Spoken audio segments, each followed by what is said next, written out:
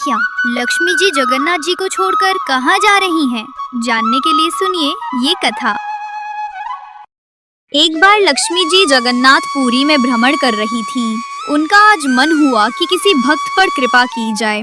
तभी उन्होंने सोचा कि पहले हमारे प्राणनाथ के जो अर्चक हैं, जो उनकी नित्य सेवा करते हैं मंदिर, मैं उनके घर जाकर के देखती हूँ, अगर किसी पर कृपा करना हो तो लक्ष्मी जी उन अर्चकों के घर गई और किया देखा कि सूर्योदय हो गया है और सब अभी तक सो रहे हैं।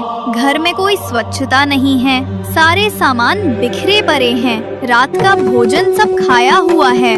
लक्ष्मी जी ने कहा कि मैं यहाँ नहीं रुकूंगी और ना ही मुझे कृपा करनी है, ये मेरे रहने के योग्य स्थान नहीं है, और लक्ष्मी जी चली गई। लक्ष्मी जी अब गई उस आदमी के घर जिनको मंदिर में झाड़ू लगाने की सेवा थी और जिनको मंदिर में घुसने भी नहीं दिया जाता था। उनके घर में सब ब्रह्म मुहूर्त में उठ जाते हैं। उनके घर में बरिया गोबर का चौका लग रहा है, तुलसी जी को जल पधराया जा रहा है, ठाकुर जी को भोग लगाया जा रहा है। लक्ष्मी जी बोली, ये है मेरे रहने का योग्य स्थान, और साक्षात लक्ष्मी जी प्रकट हो गई। अब वो दोनों दंपत्ति तो चौंक गए। उन्होंने पूछा, देवी आप कौन हैं? लक्ष्मी जी ने कहा, हम लक्ष्मी हैं, जगन्नाथ भगवान की पत्नी। सब बोले, देवी आप अचानक यहाँ कैसे? लक्ष्मी जी ने कहा, अरे पुत्र, तुम्हारे इस सेवा भाव, पवित्रता, तुलसी निष्ठा, घर की शुद्धता देखकर हम बहुत प्रसन्न हुए हैं। सब बोले, जय हो लक्ष्मी जी, आप प्रसन्न हुए हैं, ये तो हमारा सौभाग्य है। लक्ष्मी जी ने कहा, अरे मैं तुम्हारे घर आई और मुझे प्रसाद नहीं परोसोगे?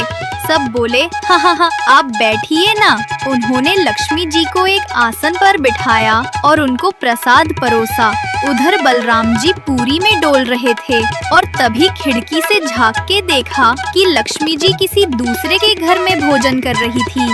उनको बड़ा क्रोध आया। वो बोले, अरे इनका कुल कितना नीचा है, शुद्धता भी नहीं होगी घर में, और उनके घर लक्ष्मी जी भोजन कर रही है, आने दो इन्हें। बलराम जी वहाँ से क्रोध में भरकर चले गए। उधर लक्ष्मी जी ने भी कहा, अभी तो हम जा रहे हैं, हम फिर से आएंगे, ठीक है? और लक्ष्मी जी चली गयी। जैसे ही बैकुंठ में कदम रखा तो क्या देखा, बलराम जी रूठ के बैठे हैं और जगन्नाथ जी और सुभद्रा जी उन्हें मना रहे हैं। बलराम जी हल्की आवाज में बोल रहे हैं, अरे आचार विचार सब भूल गए हैं सब लोग, शुद्धता पवित्रता का कोई ध्यान नहीं।